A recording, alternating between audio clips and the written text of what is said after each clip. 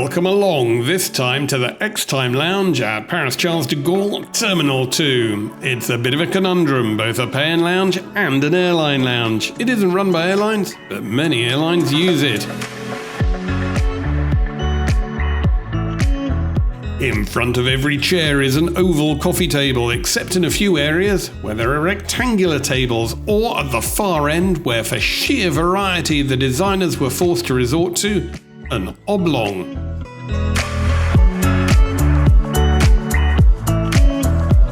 You enter through the dining room and the most comfortable chairs, but this area is bemusingly quiet. Confusing because it's about as far from the buffet as it's possible to get.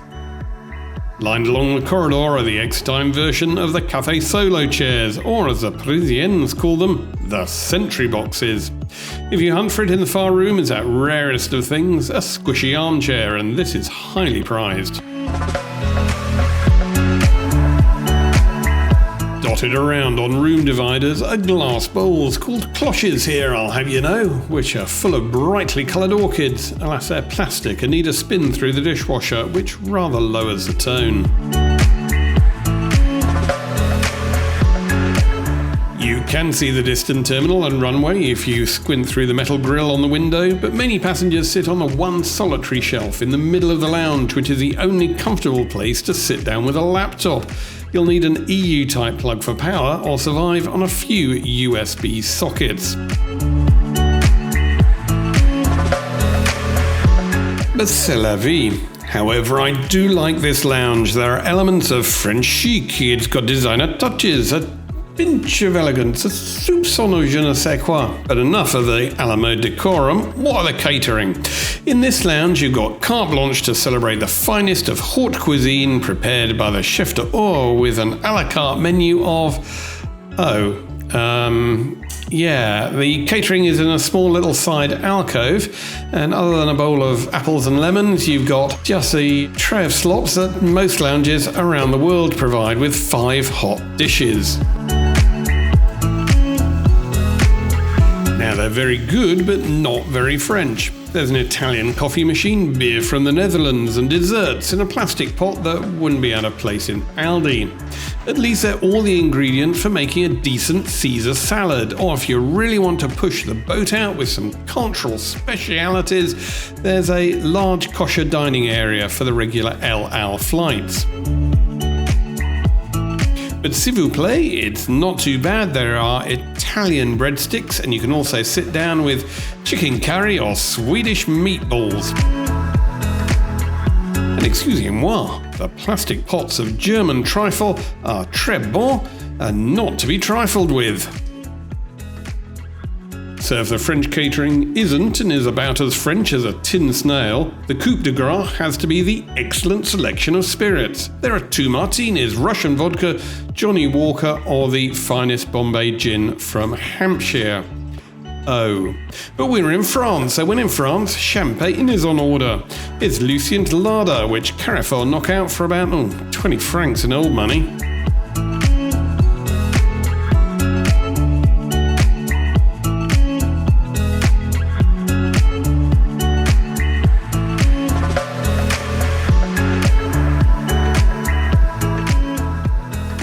So, being forced to reach for desperation, or at least the cocktails, one of the most famous cocktails in the city called Villa Luminaire is the Gingina cocktail. 2 fingers of Bombay Sapphire and topped up with a can of Orangina.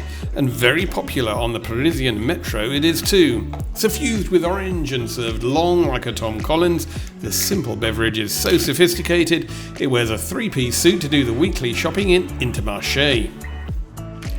Which, by a curious and remarkable coincidence, is where the beer and wine selection seem to come from. Heineken certainly refreshes the parts that the gin and Orangina didn't reach, unlike the solitary bottle of French white, which is very much vin de table.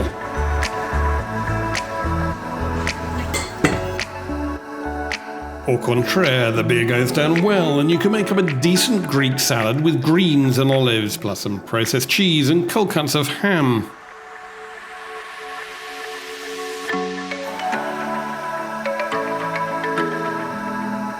Sadly, the orchids aren't edible, but at least they're a lovely colour.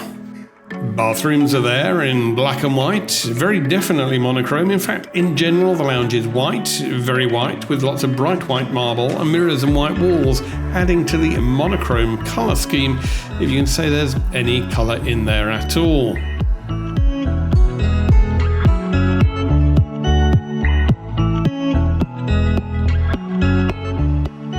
Alright, it's time to say adieu to the lounge as the staff wish me a bon voyage, and it's time to split this joint and take a masha apied, but not before checking out the strange enclosed inner sanctums for deputies of the Assemblée Nationale. Yeah, they've bunged up a couple of screens around a couple of sofas, so there's a private inner sanctum.